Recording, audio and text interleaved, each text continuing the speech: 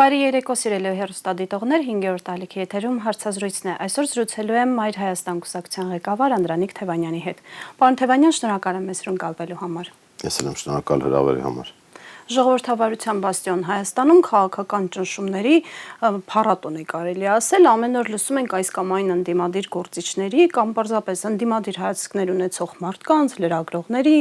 արվեստագետների նկատմամբ տարատեսակ ճնշումների մասին։ Ձեր մասով այդ ճնշումները եւս դրսևորվում են։ Այո, եթե հետևել եք օրինակ վաղաշաբաթի ընտրություններին, այդ ճնշումները կան, գործել կարել, հետապնդել եւ ընդհանրապես քաղաքական դաշտի դեմ բոլոր ընդդիմախոսների դեմ, ովքեր որ իրական վտանգ են ներկայացնում այս իշխանությանը, տեղի են ունենում հետապնդումներ։ Այս առումով Նիկոլ Փաշինյանը ինձ հիշեցնում է Սաակաշվիլուն, Վրաստանում շատ ավելի լայն մասշտաբով էին այդ քաղաքական բռնաճնշումները, հետապնդումները, գումարած սեփականության վերաբաշխումը եւ մի քանի 100,000 մարդ է անցել այդ ամեն ինչի միջով, բայց Սաակաշվիլուն ունենալով շատ ավելի լայն եւ լուրջ աջակցություն դրսից հայտնվեց այն օրին, ինչ որ հիմա մենք տեսնում ենք, այնպես որ Նիկոլ Փաշինյանը ոչնչով ավել չէ, շատ առումներով պակաս է Սաակաշվիլուց եւ ինքը այս ճանապարհով կարող է կրկնել Սաակաշվիլու ճակատագիրը։ Այսինքն կատարելագործվելու տեղ ունի դեռ։ Կատարելագործվելու տեղ ինքը շատ ավելի շատ ունի, բայց Հայաստանը չունի այդպիսի ռեսուրս եւ Հայաստանը լիակատար բռնապետություն դառնալու ռեսուրս չունի, որովհետեւ հանքահունքային ռեսուրսներ չկան, որպեսզի այդպիսի պրոյեկտ հովանավորվի, գումարած Նիկոլ Փաշինյանը չունի բռնապետություններին, դասական առումով բռնապետություններին ներհատուկ գաղափարախոսություն, իր գաղափարախոսությունը իր աթոռը եւ կաշին փրկելն է եւ դրա համար ինքը սպասարկում է թուրք-ադրբեջանական օրակարգը, իր հենարանը Թուրքիան է եւ Հայաստանի ուժային կառույցների այն հատվածը, որը այդ բռնաճնշումների գործիք է որպես օգտագործվում։ Հանրային հենարան որպես այդպեսին արդեն չկա եւ պատահական չի, որ ինքն էլ շատ լավ հասկանալով դա արդեն հանրության վրա հույսը չի դնում։ Ըստ էության 3 միլիոն վարչապետերի տեսությունը եւ պրակտիկան փլուզվել են եւ հիմա մենք գործ ունենք ընդամենը մեկ մարդու հետ, որը ուզում է հետագայում չհայտնվել Սաակաշվիլու ճակատագրի կրկնօրինակողի դերում եւ ուզում է փրկվել ուղղակի։ Մենք պետք է ամեն ինչ անենք, որ Հայաստանը ծանր գին չվճարի այնպես ինչպես որ Արցախը վճարեց։ Ասում եք այդ մարդը մենակ է մնացել մի խումբ ուժայինների հետ եւ Թուրքիայից Ադրբեջանից աջակցության հետ, բայց այդ մարդը Հայաստանի ճակատագրի մասով բավականին լուրջ որոշումներ է կայացնում, Հայաստանի անունից այդ որոշումների տակ հանձնառություն է առնում, արդեն խոսում է անկլավների մասին եւ ասում է, որ ոչ միայն անկլավներ, այլև ուրիշ հարցեր էլ կան։ Երբ Նիկոլ Փաշինյանը խոսում է Արցախը վերադարձնելուց, ես հասկանում եմ, որ ինքը ինչ-որ բան է ուզում տալ Ադրբեջանին, որովհետեւ ինքը միշտ այդպես է իր քարոզը տարել եւ ըստ էության նաեւ իր պաշտոնյաներն են այդպես ասում, խոսում են ադրբեջանցիների բնակեցման մասին, խոսում են տարածքների փոխանակման մասին, բայց դա միակողմանի զիջումների անոնս է, որը ամեն կերպ պետք է թույլ չտալ եւ տեսեք Նիկոլ Փաշինյանի բոլոր խոսքերը օրուելյան տարբերակով են, այսինքն հակառակ իմաստով պետք է ընկալել։ Լինի դա տեսախցիկները, արագաչափերը կամ Արցախի ինքնորոշումը կամ Հայաստանի անվտանգությունն ու խաղաղությունը ինքը պատերազմ բերող, պարտություն բերող եւ ավերակներ իր հետևից թողնող մարդ է եւ իր բնույթը ցույց է տվել բոլոր իրավիճակներում, լինի դա լարված կամ հանգիստ, ինքը ուղղակի ուզում է Հայաստանը ներքաշել մեծ ցնցումների մեջ, որպեսզի այդ ցնցումներից կարողանա կամ օգտվել կամ ժամանակին ճողոպրել։ Ուղղակի իր թիմը պետք է իմանա, լայն թիմի մասին է խոսքը, որ Նիկոլ Փաշինյանը առանց աշկը թարթելու իրենց կարող է կրակի բերան տանել եւ ինքը ծլկել դեպքի վայրից։ Սա մենք տեսել ենք, սա մենք հիմա էլ ենք տեսնում։ Յուրօրինակ դրա դրսևորումը մենք տեսանք նաեւ 44-օրյա պատերազմի ժամանակ, երբ որ ինքը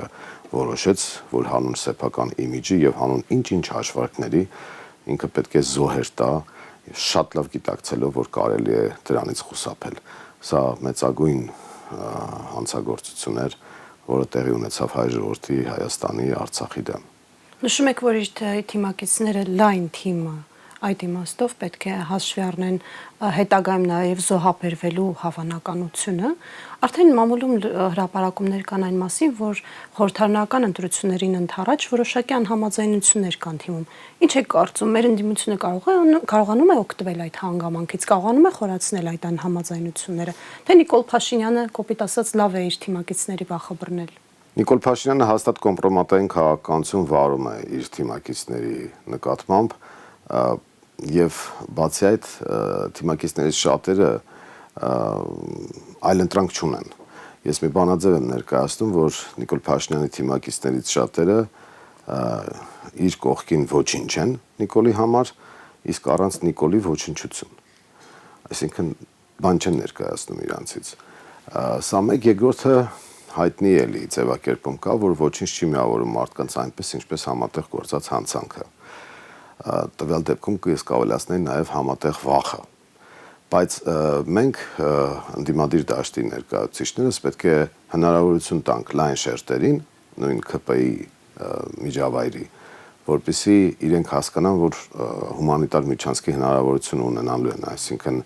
մենք չենք պայքարում, որպեսզի բոլորին ոչնչացնենք, մենք պայքարում ենք, որպեսզի Հայաստանը ապրի։ Եվ այդ պարագայում մենք տեսնում ենք հնարավորություն, որ եթե ինչ-որ մարդիկ կան, ովքեր պատանդի կարգավիճակում են հիմա այնտեղ, իրենք հասկանան, որ համապատասխան վարքագծի դեպքում իրենք հնարավորություն են ունենալու ապաշխարանքի։ Պարոն Թևանյան, նշում եք հումանիտար միջանցքի մասին, բայց ընդդիմադիրների մի թեվ կա, որ ասում է իշխանափոխությունից հետո պետք է հստակ կիրառվի խիստ պատժի մեխանիզմը, որպեսզի մյուս անգամ Հայաստանի հայ ժողովրդի շահերի հաշվին ինչ-ինչ քաղաքական գործընթացների մեջ մտնողները այդ տեսլական իրենց աչքի առաջ ունենան։ Չէ՞ որ Փաշինյանին մեղադրում են Արցախի կորստի մեջ, 5000 զոհեր ունենալու, հետագայում նաև ռազմական գործողությունների արդյունքում ավել զոհեր ունենալու մեջ։ Հիմա ինչ, այդպիսի սխալներ կատարողներին, դրան աջակցողներին, այդ գործընթացում ներառվածներին հումանիտար միջանցք տրամադրենք։ Այսպիսի տեսակետ կա։ Խոսքը լայն զանգվածների մասին չէ, նախ դա առաջինը եւ երկրորդը ես արդեն ասացի, որ Նիկոլ Փաշինյանին սպասվում է Սաակաշվիլու ճակատագիրը, այսինքն ես չեմ ասում, որ իրենց պետք է դա ներվի, բայց շատ ավելի կարևոր է նժարի վրա դնել հետեւյալ հանգամանքը։ Եթե Նիկոլ Փաշինյանը անկյուն քշված վիրավոր գազան է, ապա նա կարող է Հայաստանը ոչնչացնելու գնով փորձել փրկվել։ Եվ հենց հիմա դա ինքը անում է։ Ճիշտ եմ հասկանում, որ ամենավտանգավոր վիճակում է մեզ համար հիմա Նիկոլ Փաշինյանը։ Այո, եւ իր համար եւ մեզ համար։ Բայց մենք պետք է ավելի շատ Հայաստանը սիրենք, քան ապրենք Սողոմոն Թեյլերյան հետագայում ունենալու տեսլականով։ Հասկանում եք ինչ եմ ասում։ Սողոմոն Թեյլերյանը ազգային ցավերի, այսպես ասած, կրողն էր եւ մարմնավորումը վրեժի։ Բայց հիշենք, թե ինչ իրավիճակում եւ ինչից հետո։ Ես չեմ ուզենա, որ մենք Հայաստանը կորցնենք, Արցախը արդեն կորցրեցինք, չէ՞։ Եվ մենք հիմա պետքա պայքարենք արցախցիների վերադարձի իրավունքի համար, տարբեր իրավունքների իրացման համար միջազգային հարթակներում եւ այլն, բայց ցավալի է, որ մենք Արցախը կորցրել ենք։ Հիմա ես կուզենայի, որ մենք Արցախը կորցրած չլինենք, բայց ենթադրենք ինչ-որ մարդիկ պատժված չլինեին, կամ փախած լինեին այդտեղից։ Հիմա նույնը, հիմա որ նժարի վրա դնեք, ավելի լավ չի մենք Հայաստան ունենանք ինչ որ հումանիտար միջանցքի տրամաբանությամբ, քան մենք Հայաստան չունենանք, հետո համապատասխան սրտի մխիթարանք, սպասենք, թե ինչ Սողոմոն Թեյլերյանն է հայտնվելու, որը պատժելու է այդ սրիկաներին, ովքեր Հայաստանը կործանեցին։ Ես չեմ ուզում, որ Հայաստանը կործանվի, որ հետո մենք երազենք Սողոմոն Թեյլերյանների մասին։ Ինձ համար այո, Սողոմոն Թեյլերյանը ազգային մարդ է, բայց ինձ համար շատ ավելի կարևոր է Հայաստանի Հանրապետությունը։ Ի վերջո Սողոմոն Թեյլերյանը ստիպված էր այդ քայլին գնալ, որովհետև իր թիկունքում չկար պետություն, որը այդ գործառույթը իրականացներ։ Հենց դա եմ ասում, մենք պետք է պետության դերը գնահատենք եւ այս առումով ես կարևորում եմ, որ մենք բոլոր հարթակներով, կլինի դա տեղական հարթակ, կլինի դա համապետական հարթակ, իշխանազրկենք ՔՊ-ին եւ մեր ժողովրդի քվեի ուժով, մեր ժողովրդի հավաքական կամքով ձևավորենք նոր ազգային իշխանություն եւ դա է պատճառը նաեւ, որ մենք մասնակցում ենք տին բոլոր մակարդակի ընտրություններին, սկսել ենք Երևանից, շարունակել ենք Գյումրիով, հիմա նաև վաղ շաբաթում ենք ընտրություններ ընտրություններին մասնակցում եւ այս առումով շատ կարեւորում եմ, որպեսզի մենք վաղ շաբաթում եւս ԿՊ-ին իշխանազրկենք եւ դա շատ խորհրդանշական կլինի, շատ կարեւոր կլինի։ Անպայման կանդրադառնանք վաղ շաբաթի ընտրություններին, բայց ինչպես իշխանազրկել ԿՊ-ին, եթե նույն Նիկոլ Փաշինյանի իշխանությունը ունի ուժային կենտրոններից աջակցություն, որոնք աչք են փակում ցանկացած հակաօրինական գործունեության վրա, տիրապետում է ուժային իրավապահ արդարադատության համակարգի բոլոր լծակներին, նաեւ վարչական լծակներին։ Ես պատահական չբերեցի Սաակաշվիլի օրինակը, Սաակաշվիլին շատ ավելի լավ էր տիրապետում այդ համակարգին, բայց ինքը իշխանազրկվեց։ Դրա օրինակը 26-ին կորցնելու է իշխանությունը Փաշինյանը։ Այո, 26-ին ինքը կորցնելու է իշխանությունը, հակառակ պարագայում մենք կկորցնենք Հայաստանի Հանրապետությունը։ Ես քանի որ չեմ հավատում եւ չեմ պատկերացնում, որ Հայաստանի Հանրապետությունը պետք է կործանվի եւ Արցախի պես մենք Հայաստանն էլ կորցնենք, հետեւաբար ես համոզված եմ, որ 26 թվականին ամենաշուտ, եթե իհարկե արանքում ֆորս մաժորներ չլինեն կամ արտահերթ ինչ-որ բաներ չլինեն, որի հավանականությունը շատ փոքր է, 26 թվականին Նիկոլ Փաշինյանը պետք է հեռանա եւ պետք է մաքսիմալ այնպես անենք, որ երկիրը ցնցումների մեջ չընկնի։ Իսկ եթե Նիկոլ Փաշինյանը գնա արտահերթի, մեր ընդդիմությունը նաեւ դուք պատրաստ եք։ Ամեն ինչին է պատրաստ ենք, հիմա էլ է էլի արտահերթ process, նույն վարշապատը հիշեցրեցի, դա որսոր կիսա եզրափակիչ պես բան լինի։ Մայր Հայաստանը բոլոր մասշտաբի մակարդակների ընտրություններին պատրաստ է եւ մենք դա պրակտիկայով ենք ցույց տվել, մենք չենք խուսափել։ Ուժեր կան, որոնք խոսում են, որ իրենք, չգիտեմ, այս են, այն են, ես իրանց բոլորին առաջարկում եմ մասնակցել ընտրություններին։ Թող չխուսափեն մասնակցել ընտրություններին, որովհետեւ հենց այդ ժամանակ է երևում, թե ով է մնացածը արդեն խոսակցությունների մակարդակով են։ Դուք խոսեցիք պետականության պահպանության կարևորության մասին, հայ առաքելական եկեղեցին դարեր շարունակ կատարել է նաև մեր չունեցած այդ պետականության դերը, այո, եւ պետություն եկեղեցին նաև պետականության ձևավորումից հետո միասին են քայլել, եթե այսպես ժողովրդական լեզվով ասենք։ Նիկոլ Փաշինյանը իր քաղաքական նաև հակառակորդի դերում է, փաստացի տեսնում նաև եկեղեցին։ Կեղծ պատարակներ, այս կամ այն եկեղեցում ինչին է տանում Նիկոլ Փաշինյանը։ Եկեք իրերը իրենց անվանումներով կոչենք, ոչ թե Նիկոլ Փաշինյանն է տեսնում, այլ Թուրքիան ու Ադրբեջանն են տեսնում եւ Նիկոլ Փաշինյանի ձեռքերով ուզում են պայքարել հայ առաքելական եկեղեցու դեմ։ Դա Փաշազադեի հրահանգի կատարում է Նիկոլ Փաշինյանի կողմից։ Եթե Նիկոլ Փաշինյանը տեսներ եկեղեցին իր քաղաքական հակառակորդի դերում, ապա նա եկեղեցու դեմ կպայքարեր 2018-ից սկսած։ Այն ժամանակ, երբ որ իշխանապողություն եղավ, կար այդպիսի շարժում, մարդիկ կային, որոնք գայթակղվել էին, որ կարելի է նաև օգտագործել այս process-ները նաև եկեղեցու դեմ պայքարում, բայց Փաշինյանը դրան չաջակցեց։ Ինչու՞, որովհետև իրեն քաղաքական մրցակից չէր տեսնում։ Նա եկեղեցուն քաղաքական մրցակից չէր տեսնում նաև 2020 թվականից հետո, երբ որ նույն եկեղեցին պահանջում էր իր հրաժարականը։ Նա եկեղեցու դեմ սկսեց պայքարել, երբ որ հրանք ստացավ Փաշազադեից։ Իսկ ինչու է հրանք տվել Փաշազադեն։ Եկեղեցին խոսում է արցախցիների իրավունքներից, Բաքվում կալանավորներից, Հայաստանի օկուպացված տարածքներից, այսինքն չի տեղավորվում այն բանաձևի մեջ, որը ընդունել են կուլիսային տարբերակով Էրդողանն ու Նիկոլ Փաշինյանը։ Փաշինյանը որպես կատարող, Էրդողանը որպես հրահանգիչ հայր։ Այս պարագայում եկեղեցին կատարում է այն դերը, որը խոչընդոտ է նաև այդ ծրագրի իրականացմանը։ Ու պատահական չէ, եթե հիշում եք, որ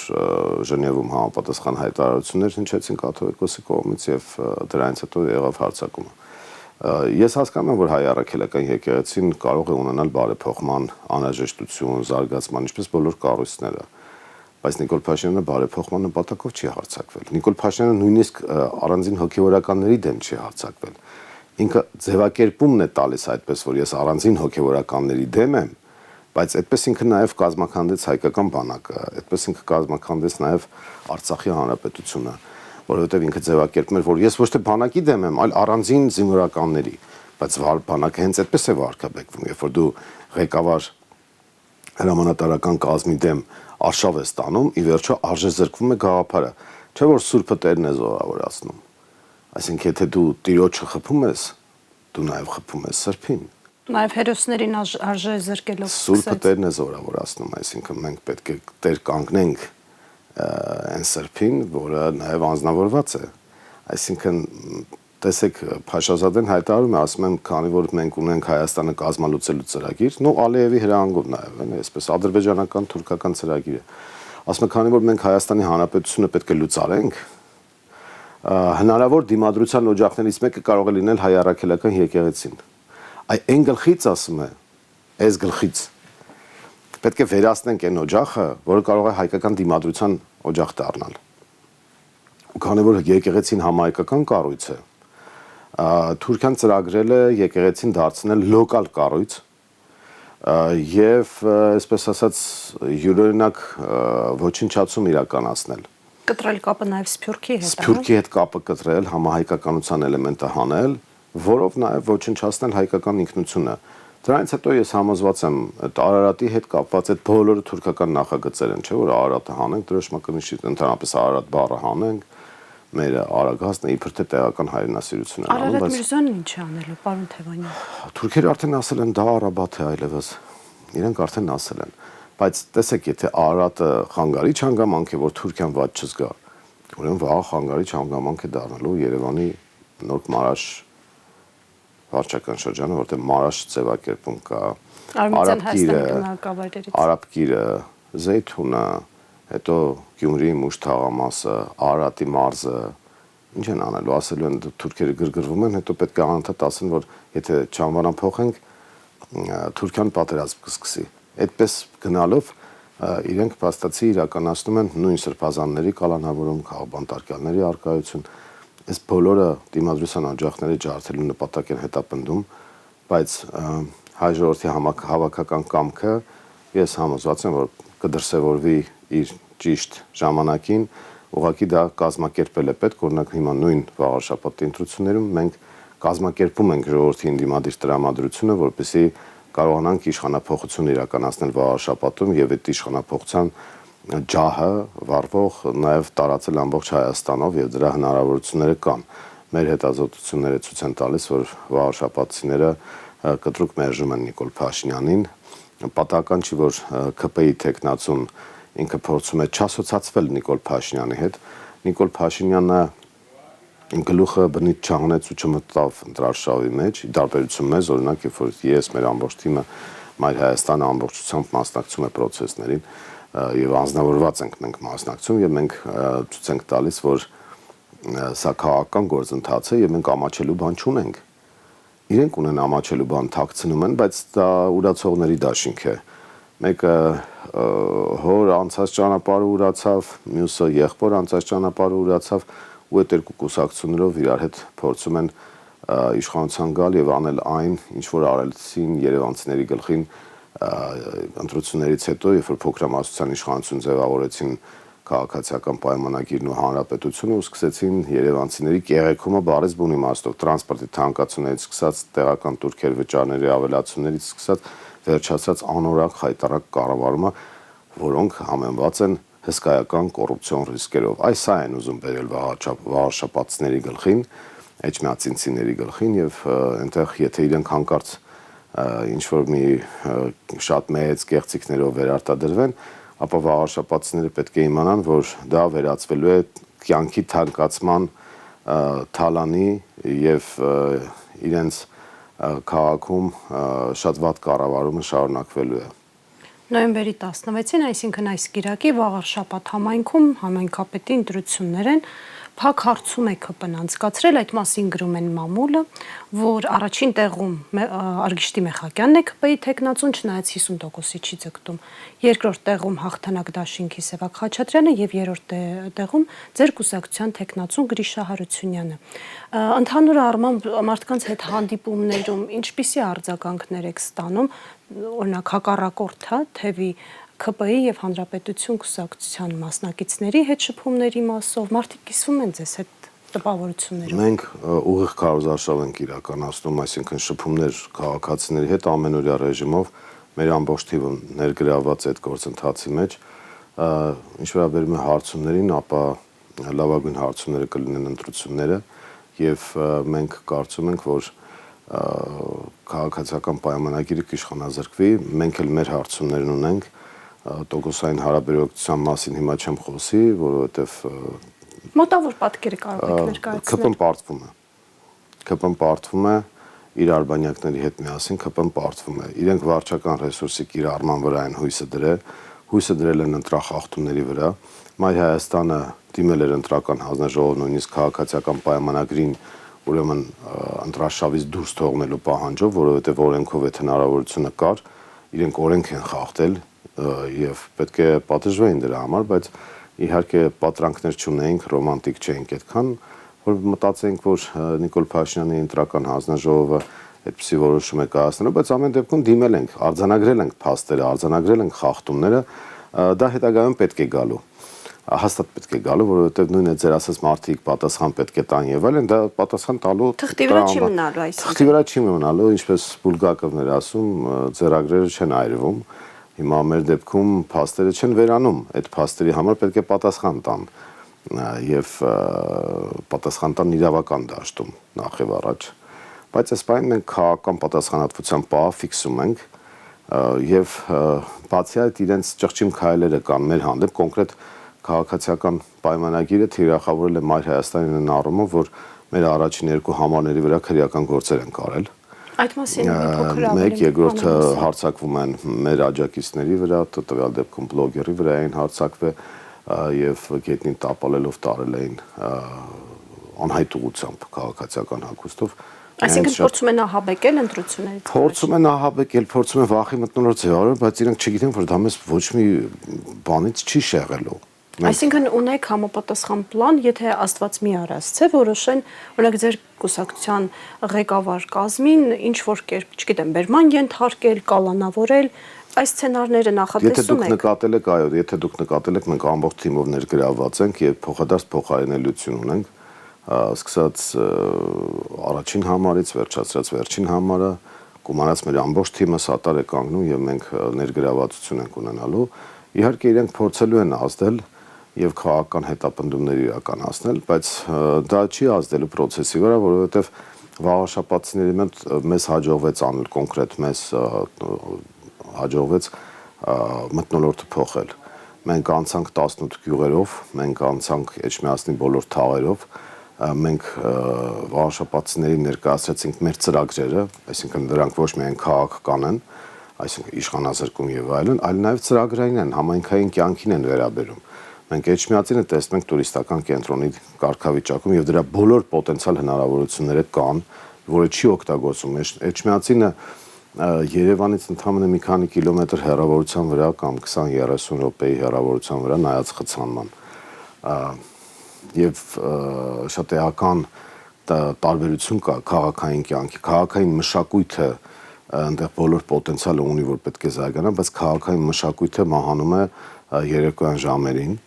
դա մեկ եւ երկրորդը քաղաքային մշակույթը մահանում է այդ կենտրոնական փողոցից դուրս վիճակում, իսկ դա նշանակում է ենթակառուցվածքները պետք է զարգացնել, դա նշանակում է туриզմը պետք է զարգացնել։ Ինչի մարդիկ պետք է գնան հոգեվոր կենտրոններ այլ պետությունների, ես միշտ Վրաստանի օրինակն եմ բերում Մսխեցիայի, որովհետև մեր հարևանն է, իսկ Հայաստանում Էջմիածինը չպետք է դերակատարում ունենա։ Էջմիածնում պետք է ամեն ինչ անել, որ եթե տուրիստը գալիս է,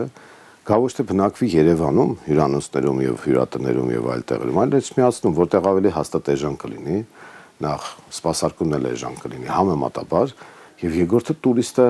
եթե գալիս է, ուրեմն ուզում է Հայաստանում մշակութային վայրերում լինել, ճիշտ է, Էջմիածինը մշակութային հսկայական համակարգ է բաց երկնքի տակ, բայց դա կոպիտ բառը օգտագործենք ճիշտ վաճառել է պետք, այսինքն մենք պետք է աշխարհին ցույց տանք, որ ինչ ունենք, մարդիկ գան, բայց տուրիստը այսօր Երևանում է բնակվում, ասենք տեղափոխվում է Էջմիածին, մի քանի րոպե մնում է, մտնում է եկեղեցի, մոմ վառեց եւ գնաց, որովհետեւ իրեն այլ համակարգ չեն առաջարկում, ենթակառուցվածքներ, հյուրանոցներ, զվարճանքի, այդ զբոսանքի վայրեր, քաղաքի ենթակառուցվածքներ, մաքրություն, միջավայր։ Այսինքն Էջմիածինցիներին նաև վաղաշաբաթ համայնքի բնակիչներին հավելյալ եկամուտի հնարավորություն եք նախատեսում ստեղծել։ Հսկայական եկամուտի, դուք մի հատ Մեսխեցյան նայեք, ասենք ամեն ինչ արել են, որպեսզի տուրիստը այնտեղ մնա, կամ եթե այնտեղ չմնա անպայման այցելի։ Իսկ մենք ինչ ենք արել, որ մեր Էջմիածին այցելեն։ Մենք ինչ ենք արել, որ հոկտեմբերի 8-ը, այսինքն Էջմիածնի օրը, վերածվի հսկայական տոնակատարության ոչ միայն Էջմիածնի ժողովրդի համար, այլ նաև ամբողջ հայ ժողովրդի համար։ Հաշվի առնելով, որ առաջին քրիստոնյա պետությունն է։ Այո, այս ամեն ինչը կա եւ մենք տեսնում ենք այդ հնարավորությունը եւ դրա շրջանակներում նաև առաջարկում ենք, որպեսզի զվարթնոցի կարուսելի հետ հատված այդ սատանի անիվ կոչվածը նորմալ կարգի բերվի, այսօր լքված վիճակում ուրվականային միջավայր է հիշեցնում։ Այսքան տարվա մեջ, կարելի ասել հետսովետական շրջանի խնդրեմ է դա արդեն, միայն այս իշխանությունը չի, որ չի ուշադրություն դարձրել, դա վերացել է, բայց դա կարելի է օգտագործել բիզնեսը զարգացնել։ Այսինքն մարդիկ գնալու տեղ պիտի ունենան, ման գալու տեղ պիտի ունենան, երեխեքը խաղալու տեղ պիտի ունենան, բակերում խաղահրապարակներ պետք է լինի։ Մենք պատական չի, որ հատուկ այսպես դեմոնստրատիվ շաբաթօրյակներ արեցին քարոզարշավի շրջանակներում, որ ցույց տանք, որ վաղարշաբաթը պետք է բոլոր առումներով մաքրվի կեղտից ու աղբից։ Քաղաքական կեղտ, կենցաղային աղբ, այդ ամեն ինչը պետք է մենք անենք։ Հասկանում եք, մենք ցույց տվեցինք, որ միջավայր պետք է լինի, որ մարդիկ ապրեն։ Եվ դա հնարավոր է անել բյուջեն զարգացնելով, ոչ թե օրինակ հարձակվելով գյուղացիների վրա եւ ասելով, որ ջերմոցների օրինականացման համար մենք հրեշավոր թվեր ենք սահմանում։ Այո, ջերմոցային տնտեսությունները լինի դա տնամերձ կամ ոչ տնամերձ պետք է օրինականացվեն, բայց մենք տեսնում ենք դրա նվազագույն գումարային տարբերակը եւ մենք նաեւ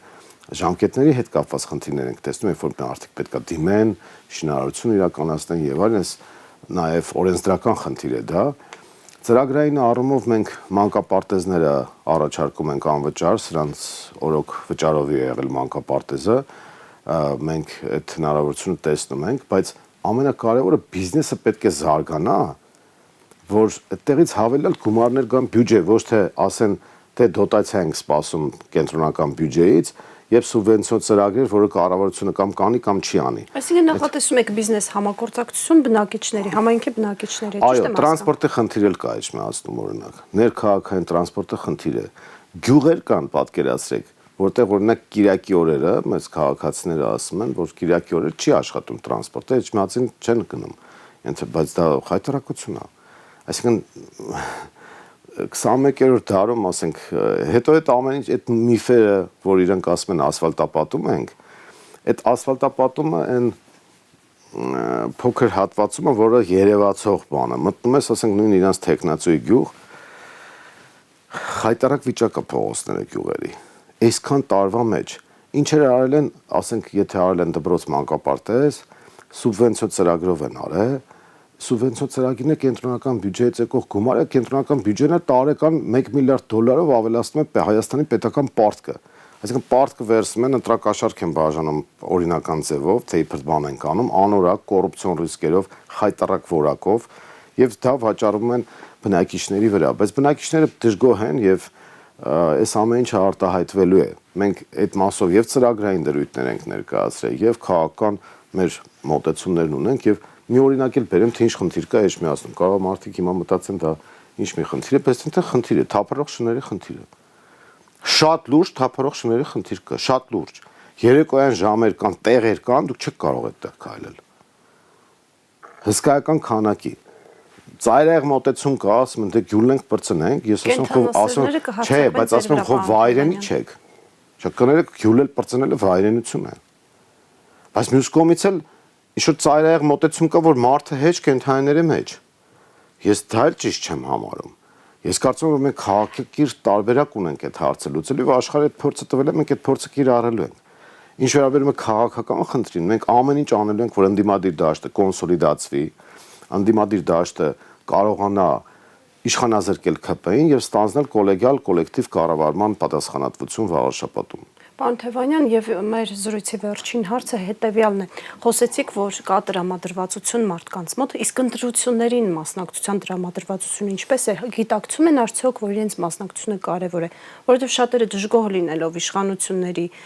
գործունեությունից, իշխանություններից ընդհանուր առմամբ չեն գնում ընտրությունների։